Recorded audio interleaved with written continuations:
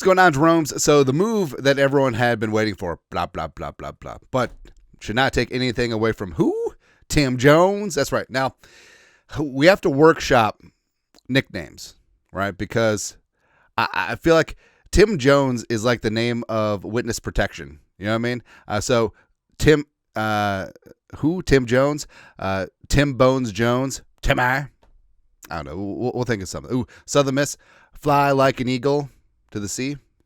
Yeah, we'll work on it. Anyways, the Vikings announced on this morning that this afternoon, close enough, the Vikings have agreed to terms with wide receiver Tim Jones. And Jones had spent the last 4 seasons with the Jacksonville Jaguars. He's 26 years young. He's 6'1", 200, 2021 UDFA Southern Miss. Now, I will say it's almost like the Vikings have a mandate that they have to have a Southern Miss Golden Eagle on the rooster.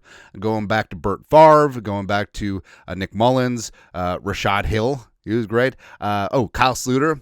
Kyle Sluter was a tight end at Southern Miss before he became a quarterback in Northern Colorado. I retained way too much stupid information. Ask me my youngest kid's birthday. I know the month. Yeah. But also, this one's deep.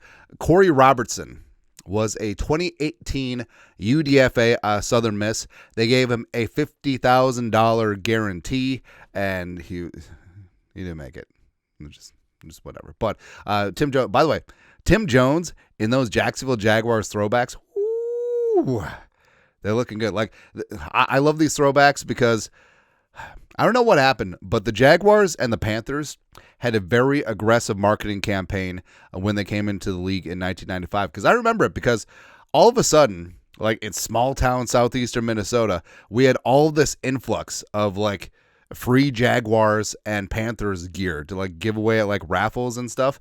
And it was I had a Carolina Panthers wallet, like Velcro wallet. I had a Jaguars clock.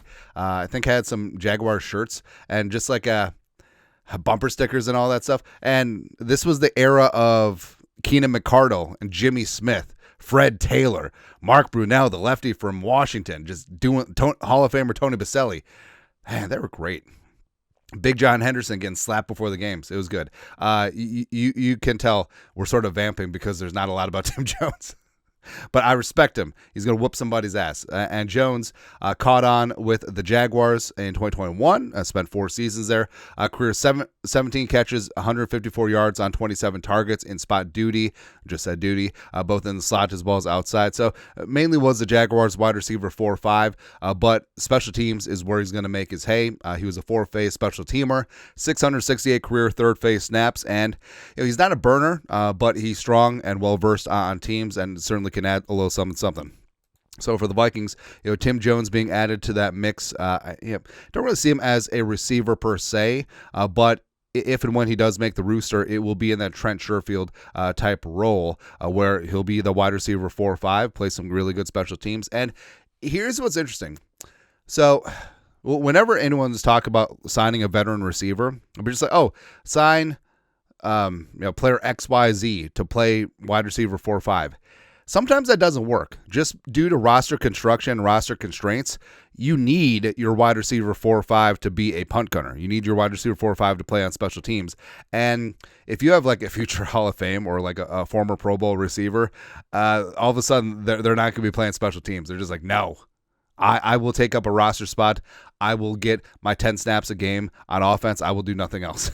So that's always tough, right? And that's always why these big time name receivers, it's kind of hard watching it at the end, usually with the Titans. But also the Vikings do have Thayer Thomas, who, with the absence of Powell, and if he's not back, I think Thayer Thomas has a chance to win the punt return job if they don't sign Rondale Moore, which Rondale Moore apparently visited with the Jets today, just like going around town, getting free dinners. Come on, man. Deshaun Jones, who got the big UDFA guarantee last year coming out of Maryland, had a couple nice plays with J.J. McCarthy in training camp. Also, Lucky Jackson is in that mix too. But with Jones, the Vikings have quietly done some very good things supplementing their special teams. So they did lose Trent Sherfield to the Broncos. That's a huge loss. But you got Tim Jones. You got Tavier Thomas, who's probably a top 5 special teamer in the National Football League.